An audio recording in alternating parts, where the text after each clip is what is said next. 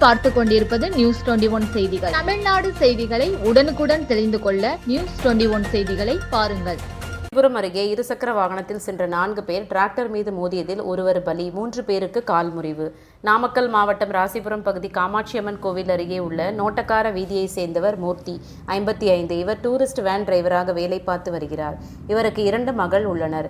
இந்நிலையில் மூர்த்தி விடுமுறையில் இருக்கும் போதெல்லாம் அதே பகுதியில் வசித்து வரும் கட்டிட தொழிலாளியான கந்தசாமி, ராஜேந்திரன், பூபதி என்பவருடன் கட்டிட வேலைக்கு சென்று வருவதாக கூறப்படுகிறது. இதனையடுத்து ராஜேந்திரன் என்பவருக்கு சொந்தமான எக்ஸஸ் இருசக்கர வாகனத்தில் 4 பேரும் கட்டிட வேலைக்கு தண்ணீர் பந்தல் காடு அருகே சென்று கொண்டிருக்கும் போது எதிரே வந்த டிராக்டர் மீது மோதியதில் மூர்த்தி என்பவர் தலையில் படுகாயமடைந்து சம்பவ இடத்திலேயே உயிரிழந்தார். மற்ற 3 பேருக்கு கால் முறிவு ஏற்பட்டது. உடனே அருகில் இருந்தவர்கள் விபத்தில் அடிபட்டவர்களை 108 ஆம்புலன்ஸ் மூலம் ராசிபுரம் அரசு மருத்துவமனைக்கு அனுப்பி வைத்தனர். பின்னர் தகவல் அறிந்து சம்பவ இடத்துக்கு விரைந்த காவல்துறையினர் வழக்குப்பதிவு விசாரணை மேற்கொண்டனர். பின்பு கால் முறிவு ஏற்பட்ட 3 பேருக்கும் ராசிபுரம் மருத்துவமனையில் முதலுதவி சிகிச்சை அளிக்கப்பட்டு ராசிபுரம் அருகே இருசக்கர வாகனத்தில் சென்ற 4 பேர் டிராக்டர் மீது மோதியதில் ஒருவர் பலி, 3 பேருக்கு கால் முறிவு.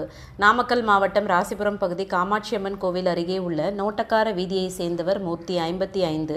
இவர் டூரிஸ்ட் வேன் டிரைவராக வேலை பார்த்து வருகிறார். இவருக்கு 2 மகள் உள்ளனர்.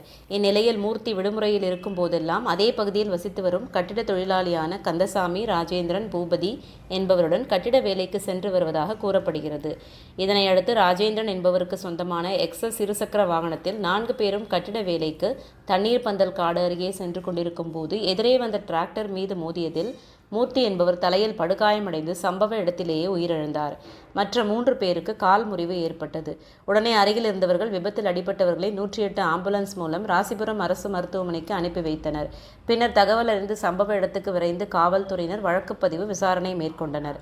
பின்பு கால் முறிவு ஏற்பட்ட 3 பேருக்கும் ராசிபுரம் மருத்துவமனையில் முதலுதவி சிகிச்சை அளிக்கப்பட்டு மேல் சிகிச்சைக்காக நாமக்கல் அரசு மருத்துவமனைக்கு அனுப்பி வைத்தனர்.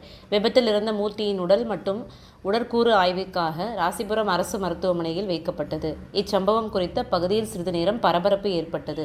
News21 செய்திகளுக்காக செய்தியில் ஸ்ரீனிவாசன்.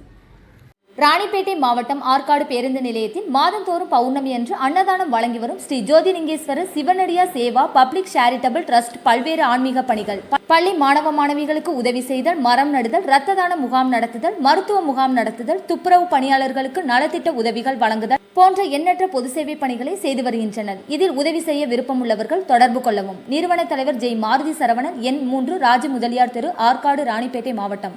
மேலும் விவரங்களுக்கு 9040405952 8098187924 என்ற எண்ணை தொடர்பு கொள்ளவும்.